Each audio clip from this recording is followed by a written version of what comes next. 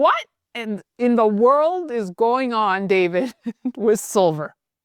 Well, for someone that's been in this market for so very, very long, it's not all that surprising. I mean, I coined the phrase, silver will scare you out or wear you out. I mean, there's periods, almost 20 years where after the 1980 peak and then a subsequent high price, really, it went to 50 and the average price in 1980 was $21 per ounce. And then it drifted down to $5 and it stayed around the $5 level for almost 20 years. And, that's a long time to wear you out. I don't think there are too many people thinking about silver for that 2-decade period. But the point I'm making is that it'll scare you out. In other words, it can make these very, very big moves very, very quickly and exceed the expectations of the most ardent bull at times, only to do what it just did on this open, which means we went from, I think, 84 in the access market. And then by the time it got to the New York market, it had already dropped like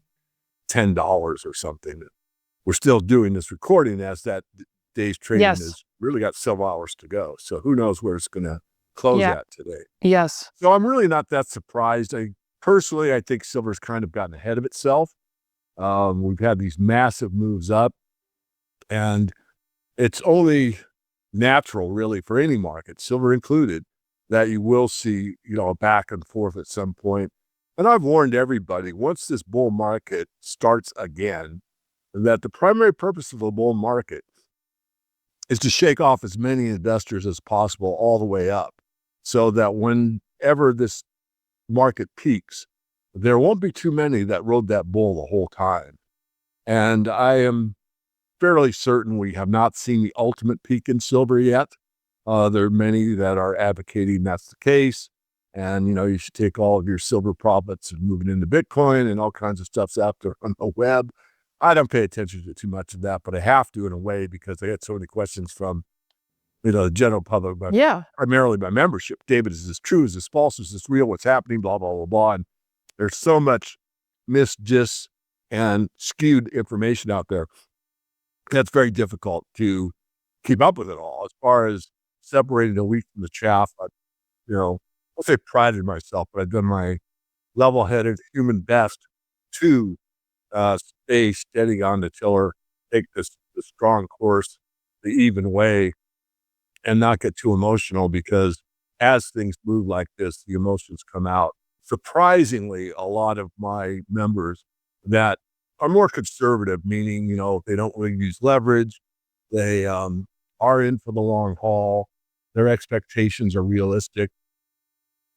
Several of them have gone in and asked me about options tradings and what kind of, spreads would I use. I mean, a lot of them have, not a lot, but more than I've ever seen before, are asking, what's a good way to leverage these silver investments. And to me, that was an indicator that we're going to get a pullback and we're going to get one, fairly quickly. And here we are. You raise a really important point. It makes me think, should we be viewing silver the way we view gold, in the sense that, at least for myself, right, I have a long-term vision of holding gold. I'm not trading gold. I'm not in and out of gold. So when people come to you and say, well, should I be taking some profits from silver now and allocating it to, whatever, I guess the question is, should I not get too greedy when it comes to silver price? I think, obviously it's a personal choice, but moving on the thread you outlined, Danielle, that's a very good one. I mean, gold is, pretty established. The central banks buy gold. They've been doing it rapidly the last couple of years. That trend continues. And it really is the monetary stability, whereas silver as a partially monetary metal is much more volatile, much more emotional, sort of looking at the Dow Jones versus the NASDAQ. I mean, if you remember, in the tech wreck, I think the Dow went down 20, 30%, if I recall, but the NASDAQ went down something like 80%. So that's a good analogy for the gold and silver markets. So I think your core position, especially the older you get, should be gold. As far as silver is concerned, I think you should treat it as more volatile and act appropriately. So let me just outline what I've done for many years, and that is my core position is like 75%, and with 25%, I trade around that, trying to catch, not day trades. I blow myself up doing day trades, but position trading I'm pretty good at. And that is where you take, a breakout at 50 and just hold on to it until it exhausts. In other words, you keep moving your stop up as the market moves in the direction that you thought it would. So that's something you can do. It does enforce the idea of taking a profit. Now, I've got a core position that I'm not going to sell until I think, we've gotten there. And just to add on to that a bit, it's very difficult to measure where do I sell my silver, where do I sell my gold, because I'd say 90% or more of the population, regardless of nationalities, looking at how many yen is it worth, how many Canadian dollars, how many US dollars. Yeah, right. And that is the absolute incorrect way to look at it. What you need to do is look at it in how many barrels of oil, how much real estate, how much in the stock market. That's what you want to know. And silver and gold are very underpriced versus the stock market. So let me go on just a minute longer. If you were in the Weimar Republic during a true hyperinflationary blow-off, a hyperinflationary depression, the stock market went up and up and up and up. So people thought, oh, I'm doing good. I don't have my money in the bank, at least I'm in the stock market. And it protected them somewhat. But if you did the gold stock ratio, what you would find was gold and silver were the only thing that kept you above the inflation rate. Stocks did not. So from that, we could say perhaps that we could see a blow off in the stock market going up and up and up. And people feel good because, the dollar is declining or gold and silver are moving quickly and they're okay because the stock market keeps going higher. But relative to gold, that's what we want to look at. Where is it? And that, again, is what you really need to measure. That keeps you grounded. That keeps you in a basis of the real value versus what is the paper price. Not saying that when you cash out, you don't get, fiat in exchange for it. I understand that. But it's what is the ratio? Is my silver overvalued in real estate? If it is, well, maybe I should take a look at selling silver for real estate. Is it overvalued to stocks? If it is, maybe I should consider selling silver or gold for stocks. Okay. And that's really, in my mind, the only way to get grounded and look at it objectively. Otherwise, you're just looking at a number that can be printed to infinity. I mean, honestly, all fiats can go to infinity. Look at Zimbabwe, you look at the Weimar Republic, you look at what happened. Can't name them all, but in my book, The Silver Manifesto, I think we had 8 of them in like the last 20 years, and that book's like 10 years old. So, I mean, this is not something that's a one-off and once every 100 years. It happens fairly often.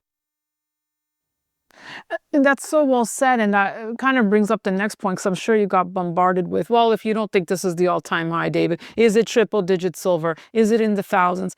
And we see all these, people throwing out random numbers.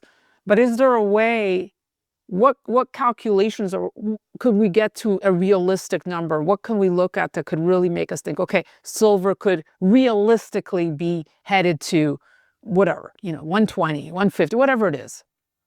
Yeah, I think the only way to do that is one of the factors that is not used by too many. I think if you look at the better analysts in my peer group, and there's several, and they're very good thinkers, and they really know their stuff. And shout out to all of them. I could name them, but I'll leave somebody out and they'll be upset with me. But it's really the gold-silver ratio.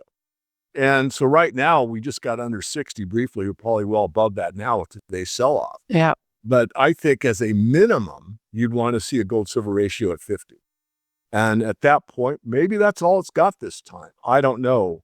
In a major secular bull market, you usually do better than the best you've already seen. And the best we've already seen is somewhere between 31 and 33, depending on whose data you take. So I'll call it 31. So I think that at that point, I'd really take a hard look at, is this all it's got? But silver tends to outperform gold at the end. And I don't think we're at the end. So could it go to 16 to 1? Yes, it could. And if you sold, everything at 33 to 1 and silver doubled from there, you'd be upset with, me telling you to sell or whatever. But nonetheless, the way I planned it, a projected move to a certain amount. And what you do on the way up, because the last thing you want to do, first of all, to pick the top is an amateur's game. I've done it.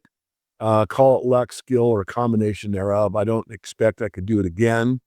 But if silver goes to 100 and you start filtering out at 75, and then it gets to 85 and you sell some more, and let's say it gets to 90 and it never gets to 100. Well, you have to have a plan on the way down, because you don't want it to go from 50 to 90 and back to 50, and you rode it all the way up. You're fine. You're one of those people that bought it at, near 50 and held it forever. And you watch it go to 50, you watch it go all the way near 100, and it came all the way back to your round trip, and you've paid the pain of holding it for 20 years or 50 years or whatever it is. You don't do that. Yeah, you're trading it for fiat. I'll take that fiat and put it in something else, So I just want to make that point. So I've got 2 plans. I've already given it to my members on a video. I do videos during the week and just kind of update them, because I work for them.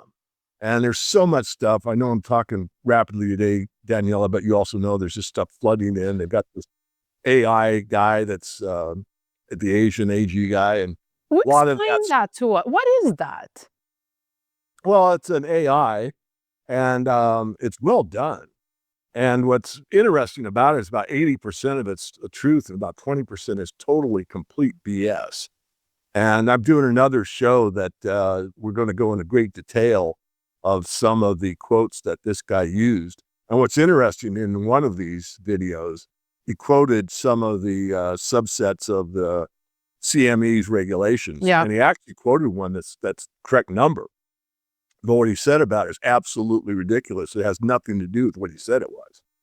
And so there's a lot of that going on. So you just have to be careful. I just can't believe how big that has become, I think is, but wait, I want to come back to the CME, but I just want to highlight what you said there. You need a plan on the way down. That's the point. Everyone thinks about, I got to sell at the top. But what if the top isn't 100? What if the top is, 200? You have to have a plan to exit with a profit. I mean, what's the point? Now, most of my followers, and I'm in this kind of the same mindset, is, well, if I sell silver, where do I go to? I don't trust the dollar, right? And that's a tough one to answer, but you can go into a hard asset. You could go into real estate. Yeah, but real estate's overpriced. Okay. You could go into the stock market. Yeah, but stock market's overpriced. So it's difficult, but still, you've got to take a profit. Even if you move it into the bank and keep it in fiat for a while, it's not going to disintegrate in one day unless you have a bank failure and they close the banks and, it's all over. And I don't see that happening, at least not for some much longer period of time. So you got to be reasonable. Your expectations, I think, need to be reasonable, and your exit strategy needs to be reasonable. There's nothing saying that you have to sell everything at the top. And the main thing, again, and it bears repeating, is do not take a ride from 50 to 150 back down to 50. Sell some on the way up. And if it starts to reverse, you've got to continue to lock your profits in. And that, again, is what I've outlined. I'm putting it in the report. I'm going to make it PDFs again so people can, print them out and laminate them, stick them on their bulletin board or tape them to their dashboard, or trying to be funny. But, they've got a plan. Yeah, and it's a guideline. It's of course. Not, David said 75, it's got to be, no, 75 is a guideline. I'm not going until 80 or 70 is good enough for me, or whatever the case may be. Right. Yeah, because it's a lot of fun riding it up. Everyone's having a good time, right? Right. Until we're not. So that's really sound. Okay, on the topic of the CME, there's a lot of, in the underground, voices say, well, the CME keeps raising margin requirements, and that's why we keep seeing these kind of like smackdowns in silver price. Any truth there, David, or are you hearing anything? Or yeah, no, that's true. I'll interrupt you. I mean, it's very, very common in the futures markets, all of them, that if things get out of control, the exchange will increase margin requirements and flush out the weaker hands that don't have the cash available to meet the increased margin requirements. And that happened in the palladium market years ago. I'd have to look. I was much younger at the time, but believe it or not, in the palladium market, when it really took off because it was physically driven, what happened in palladium was it was a really decent price. It was a much lower price than platinum, Ford Motor decided to switch their catalytic converters from platinum to palladium. Was a cheaper way to go. So they just, called up and said, look, we're going to buy this much palladium. Like, what? We don't, that much doesn't exist. And it did, but barely. And I'm exaggerating it a bit, but the palladium market just took off. So what happened was margin requirements got lifted and lifted and lifted. And at the top of the market, you had to put up 2 times the cash price to keep a futures position, which is ridiculous. So yes, it does take place. Yes, there's a reason for it.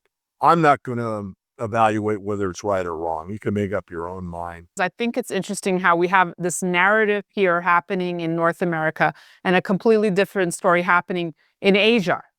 Physical silver prices in Asia, especially on the Shanghai exchange, have been trading at huge premiums, sometimes $8 over global spot. What does this tell us about real physical demand versus the paper markets here in North America, David? Well, it indicates that there is an arbitrage opportunity. I mean, anyone that owns physical silver could, in theory, ship it over to Shanghai and make a huge premium. The problem is how much of that's, could actually be accomplished. And that's where, no, I don't think anyone has a real answer. I'm sure people that are, metals dealers will know. But as that opportunity unfolds, and if it's real, then those arbitrage opportunities don't last very long. In other words, if it could be done, and I'm not saying it can't, that gap would close pretty quickly. And since it's not closed on the physical end, it's closed more or less on the paper side, then that brings into question what's really going on.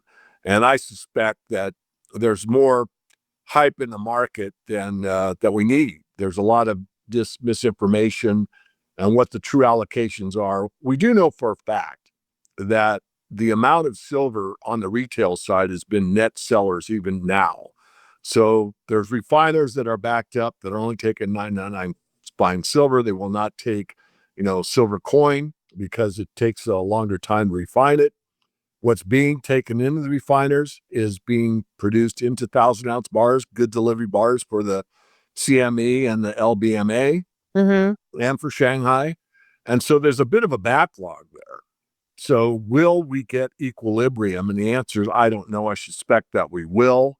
And what will that look like? On the other hand, silver can do things outside of almost anyone's expectations, and even mine.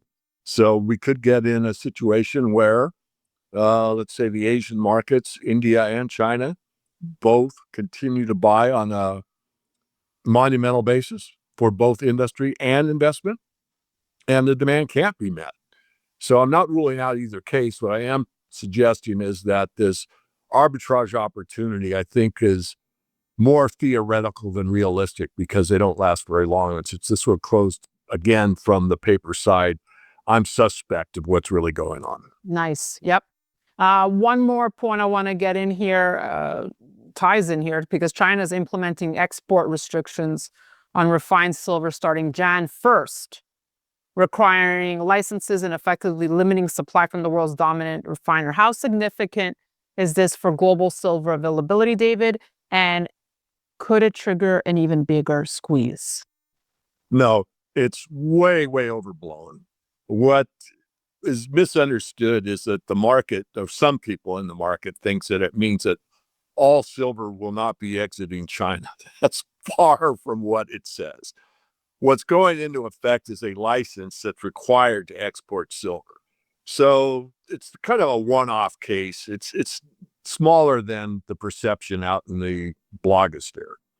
So if you are someone that's exporting silver out of China to India, as an example, and you're doing it right now, what I'll call the black market or the free market, how you want to term it, then now they're going to try to license, China's going to try to license everyone that is exporting silver, and there will be restrictions on it.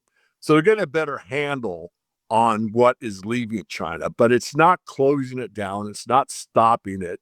It's nothing like that. Don Durrett, I think, addressed this, and he's pretty well known on X and other platforms, and others have.